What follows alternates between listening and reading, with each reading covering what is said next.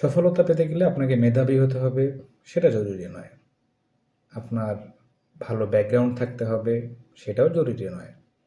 আপনি খোঁজ নিয়ে দেখেন, আপনার ক্লাসের সবথেকে ফার্স্ট বয় স্টুডেন্টটা বা সবথেকে মেধাবী স্টুডেন্টটা এখনও আনএমপ্লয়েড। খোঁজ নিয়ে দেখতে পারেন, বাবার অনেক সয় সম্পত্তি, কিন্তু ছেলে সফল হতে পারেনি, হয়তো বাবারটাতেই বসে খাচ্ছে। সফল হতে গেলে আপনাকে পরিশ্রম করতে হবে, এবং তার আগে যা প্রয়োজন তা হলো সৃষ্টিকর্তা তথা আল্লাহর বিশেষ অনুগ্রহ, বিশেষ দয়া।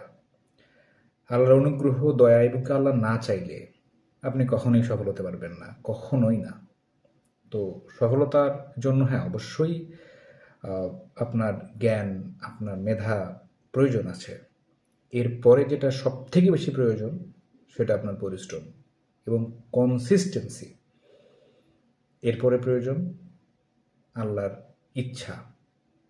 সো পরিশ্রম করেন, নিজের স্কিল ডেভেলপ করেন, সেই সাথে আল্লাহকে স্মরণ করেন, আল্লাহ সাহায্য চান, ইনশাল্লাহ সফল হবেন দ্রুতই।